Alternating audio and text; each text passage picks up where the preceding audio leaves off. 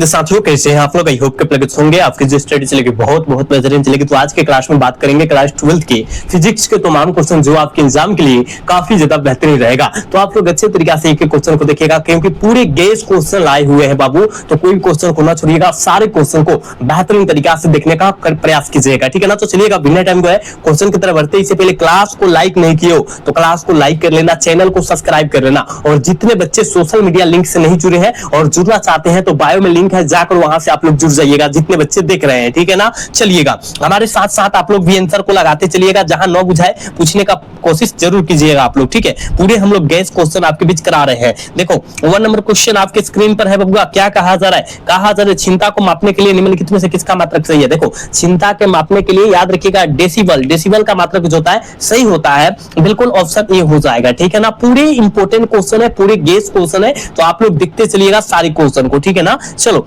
यहाँ पर 2 number question में देखो तो कितना इंपोर्टेंट क्वेश्चन कर रहा है। कहा जा रहा है कि फेक्स का अर्थ है बाबू रे, फेक्स का अर्थ क्या होता है? ये याद रखिएगा फेलिमाइन टेलीग्राफी होता है, यानी ऑप्शन इसका बी करेक्ट हो जाएगा। 2 का ऑप्शन बी हो जाएगा रे बाबूआ, याद रखना। नेक्स्ट क्वेश्चन की तरफ बात करेंगे और 3 नंबर क्वेश्चन में देखो बाबू क्या कहा जा रहा है। कहा जा रहा है कि प्रकाशीय तंतु संचार किस घटना पर आधारित है? बाबू रे प्रकाशीय तंतु संचार जो होता है वो किस घटना पर आधारित होता है? और हमने कहा था कि पूर्ण आंतरिक परिवर्तन के सिद्धांत पर जो होता है आधारित रहता है, यानी ऑप्शन ए हो जाएगा, बिल्कुल ऑप्शन ए हो जाएगा। याद रखिएगा बाबू, कोई भी क्वेश्चन को नहीं छोड़ना है, पूरे गैस क्वेश्चन है आपके एग्जाम के लिए, ठीक है। चलो अगला क्वेश्चन का आंसर लगाना तुम सब। देखो कहा जा रहा है लेजर क्रिया के लिए आवश्यक है बाबू, लेजर की क्रिया के लिए क्या चीज आवश्यक है? तो याद रखिएगा संख्या परिवर्तन, बिल्कुल ऑप्शन डी हो जाएगा, 4 का ऑप्शन डी हो जाएगा, याद रखना। नेक्स्ट क्वेश्चन की तरफ बात करेंगे और देखो ना यहाँ 5 नंबर क्वेश्चन में क्या कहा था? कहा रहे आयाम मंडुलन में मंडुलन सूचांक होता है। आयाम मंडुलन में मंडुलन सूचांक जो होता है वो कितना होता है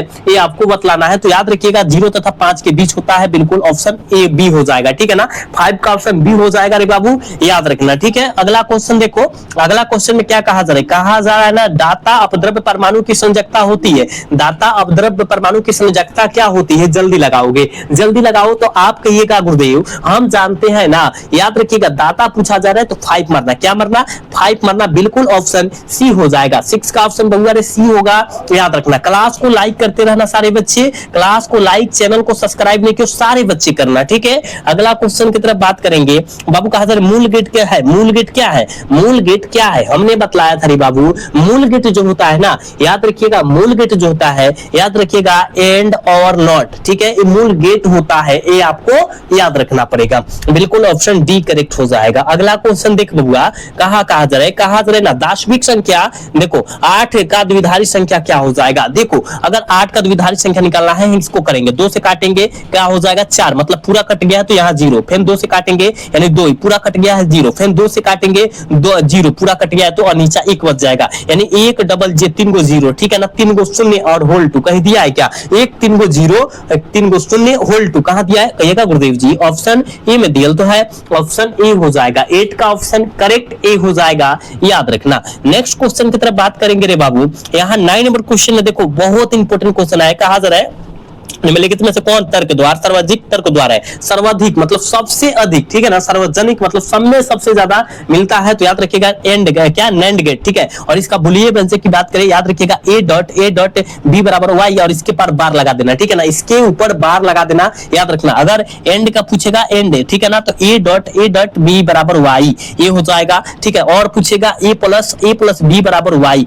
याद रखिएगा। नॉर पूछेगा ए नॉर पूछेगा तो उसका बुलियन व्यंजक होता है, याद रखिएगा ए प्लस बी बराबर इसके बाद वाई, ठीक है। ये सारे बुलियन व्यंजक होता है, आपको याद रखना है। बुलियन व्यंजक से और तर्क द्वार से हमेशा हर एक साल क्वेश्चन आता है, तो आपको याद रखना पड़ेगा, ठीक है। चलो अगला क्वेश्चन देखोगे, पीएन संधि। कहा जा रहा है पीएन संधि डायोड का उपयोग कर सकते हैं हम, बतलाओ तो पीएन संधि डायोड का उपयोग हम किस में कर सकते हैं, किस सतह में कर सकते हैं, किसके लिए कर सकते हैं? तो डिस्टकारी की सतह पर कर सकते हैं, बिल्कुल ऑप्शन डी हो जाएगा, ठीक है ना। पूरे इंपोर्टेंट है, गैस क्वेश्चन क्वेश्चन है, आप लोग पढ़िएगा जरूर। कहा जा रहा है कि एक्स किरणें है बाबू, रे एक्स किरणें क्या है, जल्दी लगाओ तो एक्स किरणें क्या है। एक्स किरणें जो है बाबू क्या है, तो आप कहिएगा सर विद्युत चुंबकीय तरंगे हैं, तो बिल्कुल ऑप्शन डी हो जाएगा। समझ रहे हैं ना तुम सब। चलो अगला क्वेश्चन देखूंगा, कैथोड किरण होती है। कैथोड किरण क्या होती है, 12 का आंसर लगाओ तो कैथोड किरण इलेक्ट्रॉन होती है, ठीक है ना, इलेक्ट्रॉन होती है, आपको याद रखना है। कैथोड किरण जो होता है बाबू रे इलेक्ट्रॉन होता है, आपको याद रखना है।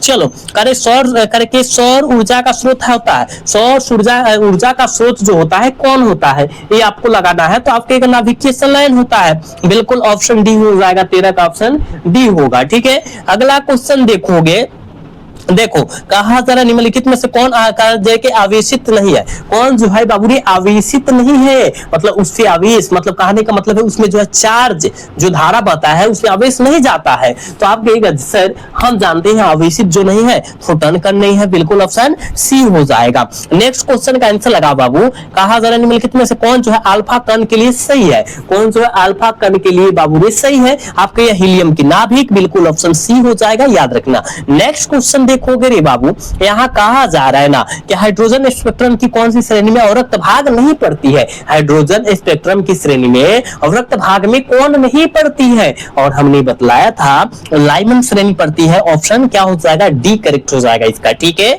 चलो अगला क्वेश्चन देख बाबू, ये बहुत इंपॉर्टेंट है आपके लिए, बहुत इंपॉर्टेंट क्वेश्चन है। देखो क्या कहा जा रहा है, कहा जा रहा है कि जेड परमाणु क्रमांक वाले परमाणु की संख्या किसी दी गई कक्षा में इलेक्ट्रॉन की ऊर्जा समानुपाती होती है। इलेक्ट्रॉन की ऊर्जा जो होती है वो किसके समानुपाती होती है, ये आपको बतलाना है। जल्दी लगाओ तो आप कहेगा सर जेड स्क्वायर के समानुपाती होते हैं, बिल्कुल ऑप्शन बी करेक्ट हो जाएगा 17 का, याद रखिएगा। बाबूरी 18 नंबर क्वेश्चन में देखो क्या कहा जा रहा है, परमाणु के कक्ष में, कहते हैं कक्षा में इलेक्ट्रॉन निम्नलिखित में से किस बल के जो है कारण रहते हैं, किस बल के कारण रहते हैं। इलेक्ट्रॉन जो रहेगा वो किस बल के कारण रहेगा, ठीक है बाबू, वो कूलम बल के कारण रहेगा, ठीक है, इसी के कारण रहेगा इलेक्ट्रॉन, नहीं तो वो चला जाएगा, हट जाएगा वहां से, ऑप्शन सी करेक्ट हो जाएगा। अगला क्वेश्चन देखूंगा, यहाँ पर 19 नंबर क्वेश्चन में क्या कहा जा रहा है कि परमाणु करे परमाणु के भीतर धनावेशी सूक्ष्म करे के भाग को कहते हैं। परमाणु के भीतर धनावेशी सूक्ष्म भाग को हम लोग क्या कहते हैं, जल्दी लगाओ तो, जल्दी लगाओ। 19 का आंसर क्या हो जाएगा, तो आप कहेगा सर जी नाभिक कहते हैं ना, नाभिक कहते हैं, ऑप्शन क्या हो जाएगा, ऑप्शन ए करेक्ट हो जाएगा, ठीक है बाबू। अगला क्वेश्चन देख, यहाँ जो है 20 नंबर क्वेश्चन में क्या कहा जा रहा है बाबू, कहा जा रहा है विकिरण, विकिरण ऊर्जा के क्वांटम को क्या कहा जाता है। विकिरण क्वांटम के ऊर्जा को हम लोग क्या कहते हैं, क्या कहते हैं, आप कहेगा सर फोटॉन कहते हैं ना, बिल्कुल ऑप्शन डी हो जाएगा। नेक्स्ट क्वेश्चन देखो, इलेक्ट्रॉन वोल्ट इकाई होती है बाबू, इलेक्ट्रॉन वोल्ट जो होता है किसकी इकाई होती है। इलेक्ट्रॉन वोल्ट ईवी जिसे कहते हैं, इंग्लिश में भी लिख सकता है कि ईवी जो होती है किसकी इकाई होती है, इलेक्ट्रॉन वोल्ट जो होती है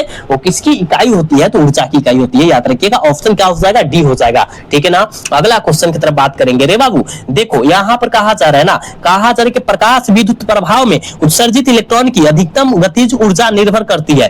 प्रकाश विद्युत प्रभाव में उत्सर्जित इलेक्ट्रॉन जो होता है अधिकतम गतिज जो होती है निर्भर करती है बाबू, किस पर करती है, तो आप कहेगा सर जी आवृत्ति पर करती है, बिल्कुल ऑप्शन बी करेक्ट हो जाएगा। देखो यहाँ पर क्या कहा जा रहा है, कहा जा रहा है ना, कहा जा रहा है फोटो इलेक्ट्रिक प्रभाव में प्रकाश विद्युत धारा स्वतंत्र होता है। प्रकाश विद्युत धारा जो होती है वो स्वतंत्र होती है, कहिएगा सर ये तो आपतित प्रकाश की आवृत्ति से जो है स्वतंत्र होती है, ऑप्शन डी वाला ना हो जाएगा करेक्ट, बिल्कुल डी हो जाएगा, आपको याद रखना है। चलो प्लांक नियतांक की बीमा क्या होती है, प्लांक नियतांक की बीमा जल्दी से लगाओ तुम सब। प्लांक नियतांक की बीमा हमने बतलाया था रे बबुआ, याद रखिएगा, ए मेन स्क्वायर टी इनवर्स होती है, यानी ऑप्शन ए में दिखाई दे दिया, ऑप्शन ए करेक्ट हो जाएगा। चलो अगला क्वेश्चन का आंसर फटाफट से कर दो आप सब। कहा जा रहा है ना कि एक ही तरंगदैर्घ्य के इलेक्ट्रॉन तथा फोटॉन की कौन सी भौतिक राशि समान होती है, कौन सी भौतिक राशि समान होती है, तो आप कहेगा सर संवेग समान होगी, बिल्कुल ऑप्शन करेक्ट सी होगा। अगला क्वेश्चन देखो, यहाँ कहा जा रहा है ना 26 नंबर क्वेश्चन में कहा जा रहा है कि व्यक्तिकरण की घटना का कारण क्या है, व्यक्तिकरण की घटना का कारण क्या होगा।